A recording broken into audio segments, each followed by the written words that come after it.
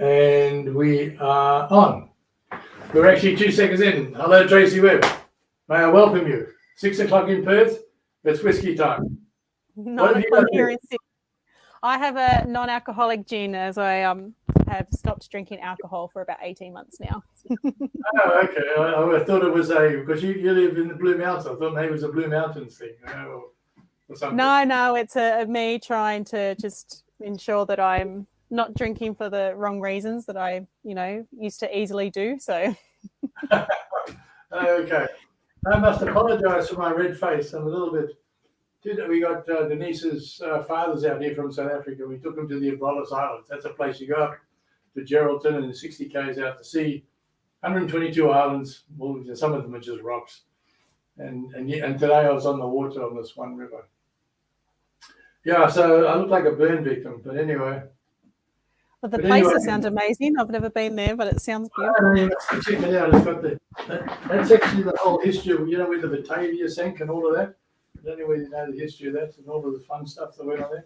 That's the place. Anyway, I heard, I forget who told me, that when you finished, because you got what? 4 children?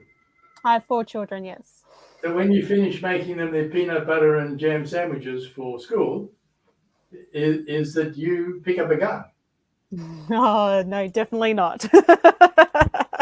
Well, get the story wrong. Yeah. Oh, I love that when Chinese whispers move around. No, I carry no gun at home. You don't give them peanut butter and jelly and jam sandwiches. Do you know what? They don't eat peanut butter and jam or jelly sandwiches. No, they're just a Vegemite sandwich or a cheese sandwich they like. So very simple. All right, so the gun, what? Sorry, what was that? Oh, the gun. No. So I don't keep a gun here at the house. So no guns here. Okay. All right. So what we're going to talk about is your book here, yes. The Intuitive Detectives. Okay. Yes. I've read this. I read it. I went through it in the afternoon. It's compelling. It's a compelling read. I recommend it. Anybody? It's a compelling read.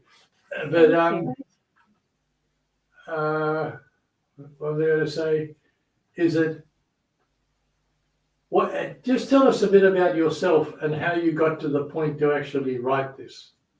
Yes. So a part of my history, part of my story is that not long after I finished high school, I joined the police force, and I spent over 16 years in the police force, which predominantly my area of expertise was working as a detective.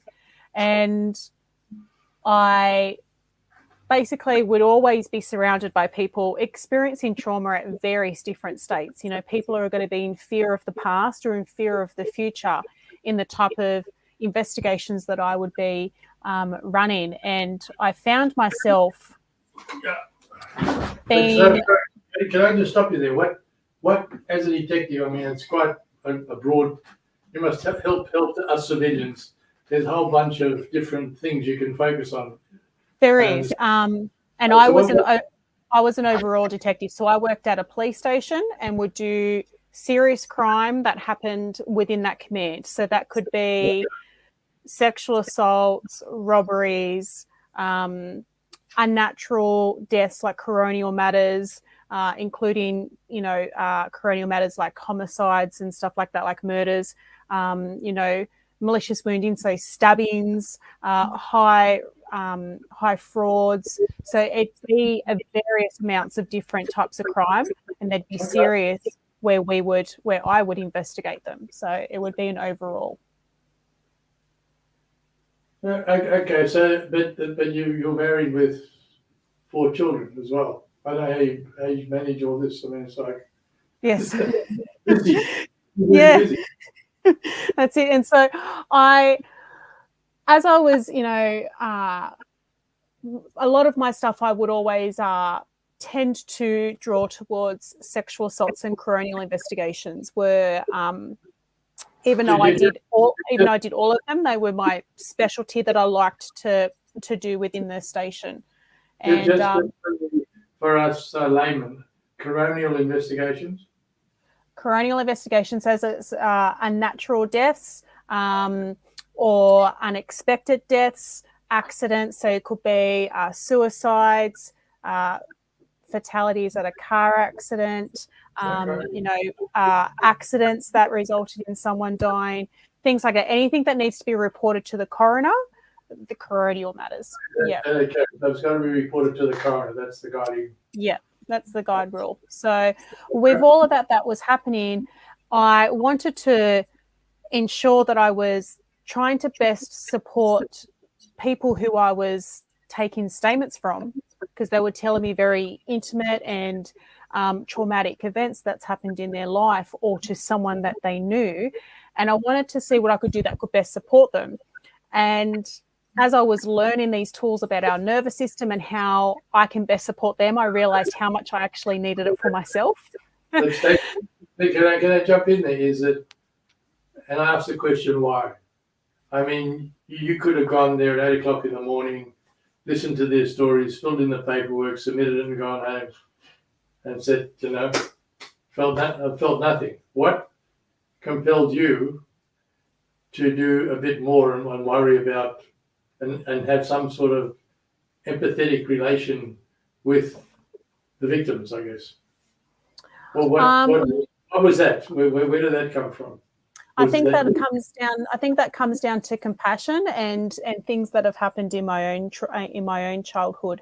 I've had my father died when I was 12, and being surrounded in a type of trauma myself, I wanted to help people, and I knew that it would make an impact in their lives, even at the most crucial time. And so as all that was happening and I was realizing how much I needed it to help myself, I sort of went through to go, you know what, I just need to write some of these stories out. I need to write them out. I need to get them out of me. And as I was writing them, I realized, hey, Stacey, you're writing a book. And I just you're writing like bits and pieces, like paragraphs and 1,000 words in a short story sort of thing, or what?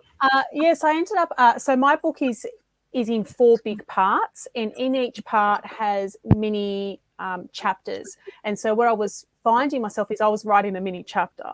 I was writing a story and letting that just be a story and leave it there. And then the next day or next couple of days I'd be writing another story and just allowing that to sort of come out. It wasn't in order of how the book is now. It'd be different stories here and there. And there are some stories that ended up being edited out just for reasons on in the book. But first about you though, is it, what sort of, is that it? Is it you had an urge to suddenly start putting stuff down on paper? I mean. Well, the urge comes from listening to your intuition. And I'm always interested to chat to other writers and actually say, why do you want to get a thought or something, and you think, I've got an urge to put this down on paper. The urge came from listening to my intuition. Pardon? The urge came from listening to my intuition. So it was like, get these stories out. And so I was listening to my intuition and following that. And as that ended up coming forward, and I'm sitting there going, why am I writing all of these stories? It was because you're writing a book. And I laugh at that because I always thought I would write books. And when I became a police officer, I dismissed that and thought, well, I can't write a book because my job now is a police officer. So let's back. At what age did you start thinking about being a writer? I'd probably say around high school. So, I mean, I was in high school when I was 12, but it would have been a year or two later, around about the time when I was in high school. Yeah. Did you think about it, or did you put something down in a diary or a journal? Or? No, I used to write little stories. I used to write fiction stories, and I read a lot. I spent most of my time in the library. But back then, what did you write about? Back then was more fiction stories, like young adult stories. So it'd be more of, like a teenager, either, moving to a new suburb and having to make new friends, or, like a teenager. It'd be more teenage stories, like a teenager entering a certain part of their life, or a teenager, having a crush on their love, and knowing it's not reciprocated back, and sort of just the dynamics of, teenage years. So it was always, sort of centering around, I want to say it was centering around one person, but that character had always changed. But you could always essentially in the end make that the same person and make that a series. But it was always, just something of lightheartedness. I think it was something that they were the books that I really loved reading at the time. And so it was sort of, allowing that writing style to flow from books that I liked. And so as a follow-on from the books that you liked, so do you still have all of these notes and bits of paper and that buried away? No, I don't, unfortunately. I think over the years of growing up in our family home, has since then been sold and everything's been gone. I've got no idea where any of them are now. Unfortunately, it would have been really nice to go back and read on them. But because this book is very different from the feelings of a 12 or 13-year-old girl. You're definitely very, very, very different. Yeah, it really is more on the book really centers from, as I realized with the stories that I was writing, it really centered on the times when I listened to my intuition and the times when I didn't, and how that shaped my life. And knowing that when the times that I actually did listen and follow that intuition, how I was able to uncover my own layers of my own healing journey. So as I realized I was writing a book, as I realized that was coming through, and I was reading back the stories that I had already written, I could already see that golden thread that was flowing through. So did you just elaborate a bit on this intuition, on maybe got some examples on where intuition worked for you and you followed it, or you didn't follow it and had repercussions? Yeah, so intuition, you cover it quite a bit in your book, so I'm sort of leading the way here a bit, so. Yeah. So intuition is something that we all have. It is just whether we, can attune and strengthen the frequency of it. So there are different ways that we can receive our intuition, and most people commonly know of clairvoyance and seem to think that it only is psychic abilities, but it's more about, seeing the knowledge in, any way that it may come through. It could be something peripheral vision, it could be a symbol, it could be a sign. It's not literally always words. And then we've got clairaudience. So, you may hear something. It could be that, that whisper in your ear to go and do something, or, to pick up the phone and call your friend. And when you call your friend, they're like, I was just thinking about you and calling you as well. Just little things like that, and how that can strengthen into something more. Then you've got clairsentience, so that clear feeling. So, just feel within your body that you've got to do something. Like I just know that I've got to go back and check on, something in the house, and you go back and you find something that, the fridge was opened or something like that. Just sort of that feeling within you that you've got to do something. And then you've also got claircognizance, so that clear knowing. You just know within you that you've got to do something. I just know I've got to apply for that job, even though I don't know why. It's not so much about knowing the why behind things. It's just knowing that it's just something that you have to do. And so they're the different ways that we can receive our intuition. And when we, follow that intuition, it's more than about something that is of a greater purpose. And that can, be taken in so many contexts of how people want. But really, it's always about working towards your divine self. And as I was, following my intuition, I realized it was also allowing me to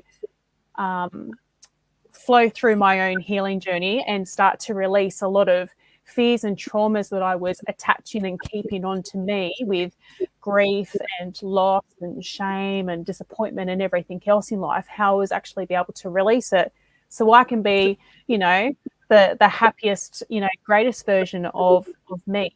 And so some examples, people always think about the gut instinct, and, just knowing that you had to do something. So it could very well just be about driving and turning left instead of right, knowing I don't know why I need to turn left because I always turn right, but today I turn left.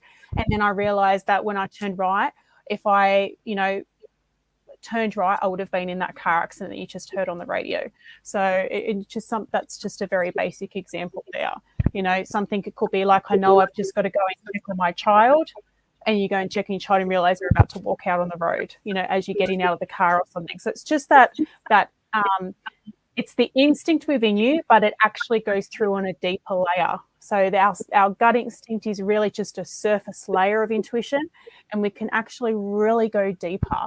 And I mentioned quite a few examples in my book about how some of them can appear on a surface level and how some of them can be a lot deeper in its frequency on why you just need to do something. And as an emergency service worker, in my book, obviously, The Intuitive Detective, being a detective, it sort of shows how you also really need to attune into your intuition and be able to follow that at the most instant of times, knowing that it's also not only, possibly going to help you, but to assist and possibly save someone else's life. So going to a car accident and knowing that you've got to do this, you've got all these things to do, and people think, how do you do it? And not only is it adrenaline and everything else happening, but it's sometimes also your intuition where you're being guided that this is what we need to do to get this person out of the car. This is what we need to do to get here. And he's really beyond your basic knowledge of what the job is. And, how did you know to do that? I don't know. Those type of feelings, those type of things that happened. How did you know how to do that? I don't know. I just knew I had to do it. That's the intuition. Yeah. Sorry, I was going to be a bit of a tangent there, but I'm blown away. Okay, but the topic of clear cognizance, you touched on that. Is that with the clear? It's called the clear. That actually tips you to say, I'm going to write a book. I need to write a book. Or yes. You touched on earlier, or did you have all these snippets of, as I said, paragraphs and 1,000-word little pieces, and you're starting to say, if I bang these all together in a line, it'll start to look like a book. What did you do? How did you go about it? So when I just started writing the stories, it was the feeling, the clear sentence. Okay, feeling. Okay, I've just got to, write a story out, and thinking that might just actually help me. You know what I mean? So it could be any story that I'd sort of written that are chapters in my book, and so I'd write it, and it would be a very cathartic moment for me in writing that. And then at another time, I just again this feeling within me to go, okay, this is popping in my head, this story of what's happened in my life. Maybe we should get this out onto pen and paper and start typing it. So I would do that. The stories never flowed with each other. They were their own little chapters. I'm getting a book here, and I'm just opening it at random here. Chapter 18. That goes for 1, 2. It goes from page 49 to page 52. What's that? 1, 2, 3. That's 3 3/4 pages long. Yeah. Okay. Which, even by James Patterson's standards, is pretty short. Okay. Very, very short. Yes. And I looked at it and I thought, yes, a lot of short chapters here, And it flicked through a book to start off with, but it actually works. I haven't had the time to stand back and think why it works. But somehow, Stacey, it does. These, as I think I mentioned before, it's a little bit like what Alfred Hitchcock said when he makes movies. He says movies are like it's like life without all the dull bits. So you will read from one chapter here with like 3 3/4 pages to another one, and all the dull bits are left out. Like I studied for 3 years to get a degree or something. Well, we actually don't want to hear about you studying until midnight every night. You know? And then you get on to the next bit. So it does work. You know, the chapters. And I also wrote, when I realized I was writing these stories and when I realized I was writing a book and I was like, how am I going to, how is this going to work? It just instantly came to me to go, these are short chapters. These are mini stories. And it's why then, as soon as I realized that was happening, it was like, okay, my book is in 4 big parts to distinguish 4 big parts in my life. And these are the mini chapters. And it was to keep these mini chapters because, I'm a mum of 4 kids. I have a job and I'm, doing all this stuff. My life is busy and I love reading, but sometimes it's just not possible. But if I know I'm reading something that is of short chapters, I'm actually more inclined to, like for me at the moment, it was like, I'm actually more inclined to read that. And I feel like I'm going to achieve something within my reading. So I'm going to feel good about myself as well as reading something in my busy lifestyle and taking time out for me. So in your writing, so just for all the other writers out there, where do you go to write? Do you take your laptop outside under a gum tree and sit down with all the children around you, or lock yourself in a basement, or what do you do? So if I'm at nighttime, I will usually sit in my spare bedroom where I am now, where I'll write. And I also will take it outside in the backyard while my kids are playing, especially if it's during the day because my youngest 2, the twins, are not at school. And they'll play and everything, and I'll just be outside typing away while I'm watching them. But it doesn't bother you that when you're working, like outside under a gum tree, and the children are sort of running around. It doesn't distract you from the writing, really. No. Oh, if they're actually playing, it's actually not distracting me. It's because they're playing. The thing with twins is they've got a buddy. They're playing with each other. So that's not an issue. It's more I can hear them playing and happy in the background. So, and obviously while I'm looking up and watching them in between my writing, it's not an issue. I'm a mum of 4. Like if that's sometimes just how it's got to be. So it sounds like you're saying, so if there's happiness in the background, then you can write. You don't need to be in a soundproof room. No. Well, But I do at times when they're asleep write in the spare bedroom, which then it will be quiet. So, I do have those quiet moments as well. But what is, do you like write every day, or do you say you're a sporadic writer, or what? I'd like to write every day, just sometimes with life and work, sometimes it doesn't happen. So I'd like to think I write at least, 4 to 5 times a week. But, I am sometimes governed by my family, by my children, and try and do as much as I can. And that's why if it's been so busy during the day, I will write at night. So, yeah. That's quite a schedule. Yeah. You've actually got going there. Well, yeah. Well, I, for me, it's like trying to still make sure that I make some time for writing, because writing is something that I like to do for myself. And because my life is busy, I want to ensure that I still do that stuff for myself so I can, that makes me happy. So I try and make sure that I still incorporate that into my life. And so sometimes I know I've got to do that when, I'm outside with the kids and know that I can still do that. And other times it's like, okay, it's been a really busy day. I still have some energy that I'm more than happy to, get it out. Let's sit down and write, and making sure that I dedicate that time. You sometimes find that, with the nature of your job, and you mentioned all of the activities, that's probably not a good word, all the activities that you have to look after. Do you find it somewhat of a cathartic process in sitting down? Yeah? Definitely. It's a really nice way to relax me, as well as if I'm writing something, especially when I was writing some of these stories in my book, I did have tears in my eyes, but they were actually very cathartic tears that was a beautiful release in what needed to happen. So it was really acknowledging and honouring that at the same time. Because I'm second guessing what I'm second guessing you here. Is it, do you sometimes find, is it something's happened and it's really bugging you? Is it, if you put it down on paper, let's call it electronic paper, and then you go, full stop, the end, it's done. You're like, yes, it's gone. Yes. Well, I feel like, yes, that's been on my mind, like a to-do list, and I know that it's off. It's all right. And then you carry on.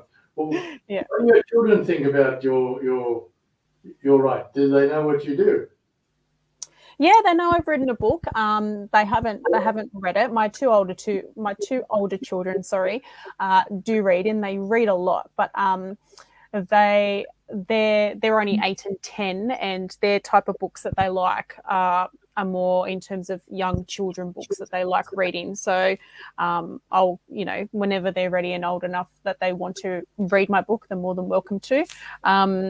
But they're very excited. They loved, helping me at my book launch. And, whenever someone buys my book that's directly through me off my website, they actually help me package it together and put it all together and, take it to the post office and all that type of stuff. They love doing, the sticker. I have won a couple of awards, and I do have a couple of stickers. And so they will actually put the sticker on, they're very... They love the whole process of that. So when I'm also now writing, because they know I've written a book as already now, if they're like, oh, Mum, are you writing for, your next book? Okay, no worries. Well, we're going to watch a movie, or we're going to do this, or we're going to do that, and you can write. So they're actually a bit more accommodating. Well, the older two are a bit more accommodating about it now as well. And do you think they tell their friends or the teacher at school? Yeah. They do, yeah. They do. I know they do, because they're teachers that come and tell me, because they're also very happy and excited for me as well.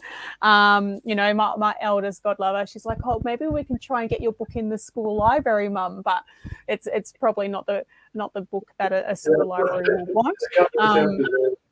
But I love the fact that she thought that was perfect. So I said, or maybe another time with one of my other books, possibly we'll see what happens. You never know. What does your husband think about all this writing business?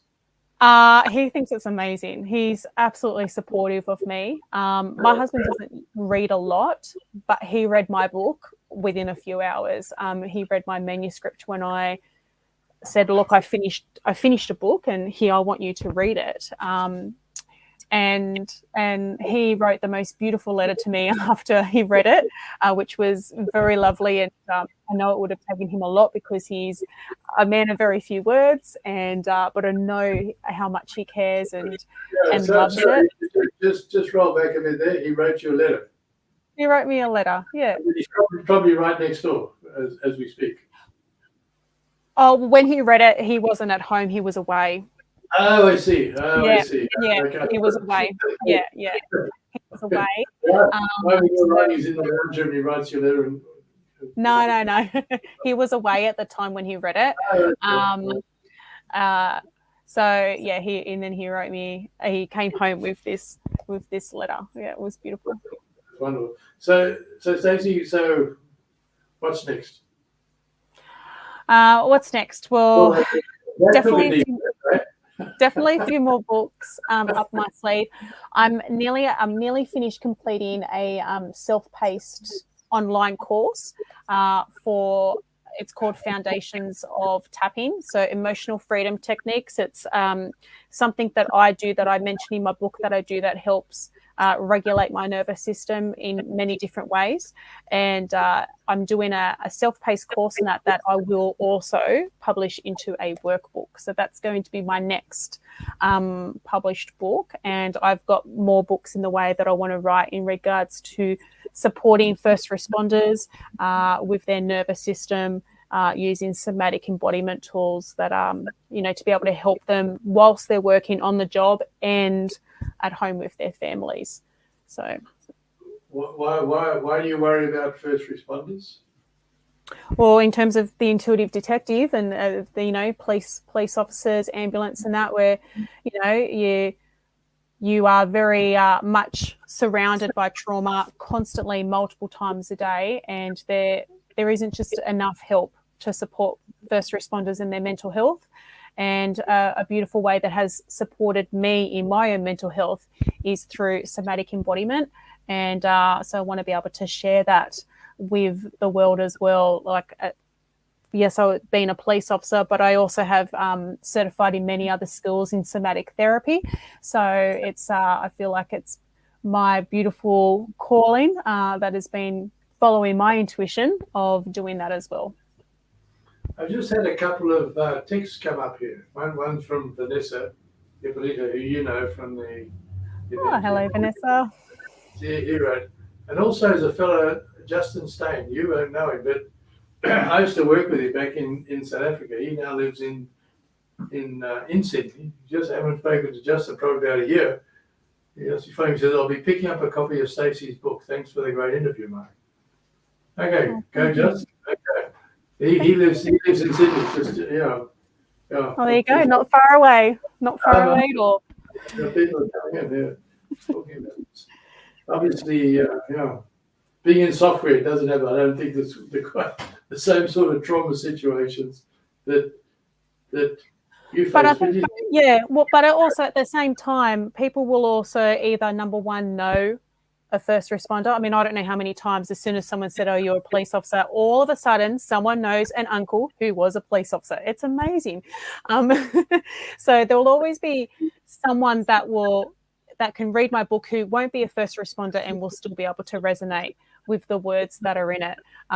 Yes, my book does focus a bit on being a police officer level, but it has so much other in depth in terms of my childhood, being a mother, being a wife, being a sister, being a friend. And so I really feel that with some of the stories, people will be able to resonate with and appreciate probably their own intuition and probably start taking note and bring awareness into their own intuition, and hopefully, just start listening to it a little bit more. Because in a lot of the corporates, in a lot of the big mining houses, and I mentioned, like I think I can mention the big three without getting told, BHP, Rio and Fortescue, is that in a lot of their offices, they will have the RUOK thing, R little K, all over the place in big letters. So it is becoming prevalent, in corporates, where they have their own. Karen? It is, and there is still some. Hopefully, it's hopefully removing the stigma, but especially when it comes to first responders, is removing the stigma that it is okay to seek help. If you've been a police officer, you are the person that people call for help. You are the helper, you're the carer, you're the rescuer, you're the fixer at times. And for someone that takes on that role and identity, if it's so deep with them, they sometimes then find it hard to seek the help themselves. And it's really breaking the stigma to know, hey, you know what, I was a police officer and I went to jobs, and some of these jobs really did affect me. They were really traumatic. Some of them I didn't realize how traumatic they were at the time. And I realized that I probably needed to do something about it, and avoiding it and pushing it aside and all of that isn't really going to help. And the more that we speak about it, the more hopefully people will then want to start to reach out themselves. And it really then also becomes to what people are happy with to have as their support network, that scaffolding. Some people love therapy in terms of talk therapy, counselling, and all of that type of stuff, psychology and that. And if they have that as a part of their support network, that's great. Some are maybe not ready to try that yet. They're still scared and worried, and know that there's others. And also know that you can do a combination, that you don't have to just pick one. You can have so much more in your support network, but it's really opening the channel to have that, because some people think if they reach out for support as a first responder, that, if you're a police officer, they're going to take their gun my way. They're going to take my gun away. I won't be able to work anymore, or I'm going to be restricted, or people think that I can't handle it anymore. And all of these fears start coming in, thinking that people are going to think the worst of them and that they're not as great as what they once were when they were in their prime time of helping people. And so it's really allowing that, breaking that stigma to go, it's okay to seek some help. And sometimes, you know, sometimes you may need to have your gun taken away for a little bit, but to know that it's not a personal attack because it's wanting to help you. But it's, again, coming over those stigmas and those barriers and those fears. But Stacey, do you think there's a bit of a gender bias, gender influence here in that women may be more inclined to go seeking counselling than men, because men may see, you know, I'm a man, I'm a big macho man, I don't need counselling. I'd like to say I don't think so. We've just had a female police officer in Sydney only recently, in the last 5 days, take her own life. So it's not always men who don't want to do that and have that stigma. I think, unfortunately, it is both genders. Sometimes people just have this stereotype of that. But yeah, I think it's really played on both parts. Well, let's explore. What is that stereotype? What is it? Is it deemed to be weakness? And you say, listen, I'm battling here. I need help, you know? I mean, well, sometimes, if I fell off an ocean line and I was drowning, I would like put my hand up and say, I need help. Okay. You know, are people reluctant? Well, why are they reluctant? Sometimes they may not realise until it's too late. You know, if you jump into a big body of water and you're drowning, you'll know you're drowning. If you slowly wade yourself into the ocean and all of a sudden you can't reach the floor and then you start drowning, they didn't realise until too late. So it's really about ensuring that we continue to not only take care of our mental health, but it's really about taking care of our nervous system. You know, that trauma is stuck in our body, and it's these little things that sometimes, instead of responding to things, we react to things, hypervigilance and, you know, dissociation and numbing the pain with alcohol, when, you know, some of those things I did myself, which is why I don't drink alcohol anymore, because, you know, Cops 101, what do? We drink alcohol all the time. You know, you drink alcohol to celebrate. You drink alcohol, you know, to debrief from a bad job. You drink alcohol for everything. And I didn't want to do that anymore. So, because I realized when I had a bad day that I would numb myself with alcohol, and I was very good at it. So I'm a bit reluctant to take a sip of this. No, drink. No, take a sip. Take a sip. It is never about making anyone else feel bad about. But I speak about that and be upfront about that, because there may be someone else, whether they are a first responder or not, to go, you know what, I am that too, and I'm not alone. And that's the big thing. You know, when you're feeling like you're drowning, you're feeling alone, that no one's going to help you. But to know that you are not alone and that there are people there to help you. For the people out there who are watching, okay, what would be the trigger point? At what time do you think, I mean, you would think, you're a first responder, you know, it's a really grim situation. That's a bit, you know, only have a drink when you get home and then another one the next day and the next day, At what point, what's the trigger that actually makes you think, now I need help? I mean, for the people out there, what advice could you give them as to when to say, enough's enough, I now need help? I think to probably be able to give an answer that can cover all of that is, are you doing it out of love or fear? Are you doing it out of love or fear? You know, for instance, and I'm just going to use alcohol as an example because that's what we've been doing. You know, if you're at someone's wedding and you're having a drink and you're celebrating, you know, their love, and you're having a drink, yeah, that's all. Like, that's you're choosing and intentionally to drink that alcohol, and you're doing it out of love. You're loving the environment you're in, and it's all a beautiful moment within your nervous system of feeling safe. But if you're drinking out of fear because you've just seen something that day that was extremely not lovely, it was extremely traumatic, and you're wanting to drink that to numb of feeling the sadness, then you're drinking out of fear. And that's probably the best way I can probably explain it over that can cover a lot of things.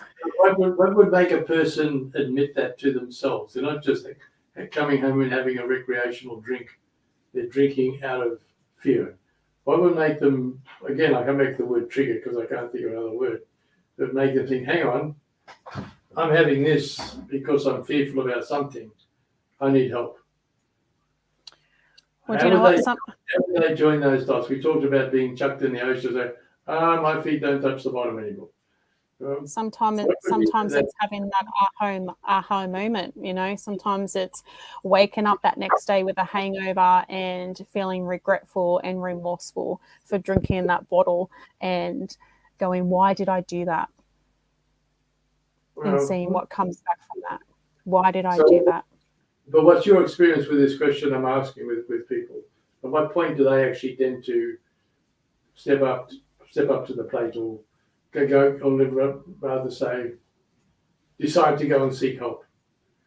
Sometimes it's when they answer that question, why did I do that?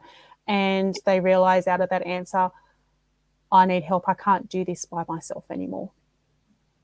And that's a big thing. Yeah. That's a hell of a thing, right? A big thing to actually admit to yourself that you can't actually cope with this anymore. Say, I actually need help. Yeah, I need support. I need help, and to know that that's okay, you know. And that's a big thing for people to go, I can't do this anymore. And it's then going, what can I do about it? I know I can, you know, I need to get some support. That's all it needs to be. Well, I think you've got enough to write about. Really, it's not like you're going to get writer's block, is it? No. No. But I want to make sure that, you know, when I speak about, like, if I, you know, mention in terms of police stories, I want it to have purpose with intention and attention to what I'm saying. So, you know, in my book alone, I speak about police stories, but I don't speak about probably my most high profile jobs or the, you know, most grander jobs of, you know, someone getting, you know, a lot of time in jail or things like that. The stories that I spoke about was something that actually assisted me on my own healing journey. But I know that, you know, when I speak in further books about wanting to help emergency workers and their support of their nervous system, I know that the stories that I'll say, regardless of how triggering or activating they might be, is knowing that it has its purpose to allow some of those people to have their aha moments and going, yes, I need support. So you don't actually come and sit down by your laptop and actually think, I'm going to write tonight. You don't normally come and sit down thinking, I've got a whole bunch of part of me shit in my head. I'm going to dump onto a piece of paper. Is that what you do? Not all the time. I like to also support my nervous system with different avenues like breath work and EFT and all the things like that if it comes to, you know, a job that I want to be able to get out from my body. But knowing that another way of doing it is by journaling as well. And I think it's a really big step to do that. You know, for some people, you know, journaling is not for them, but to know that it's actually really cathartic experience if they choose to do that. So, but would you recommend for a lot of people like first responders, that they should take up journaling as a general practice, so they can look back, so that even they can look back and say, yes, well, what I was writing there, and now where I am now, I actually do need help because I got all of this stuff.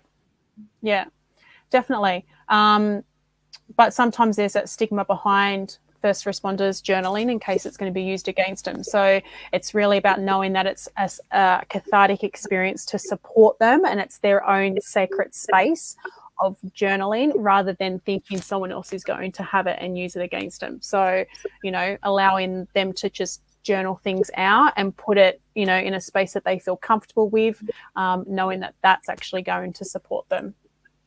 But is it used against them? I mean, if people go and seek help, is it used against them in their job?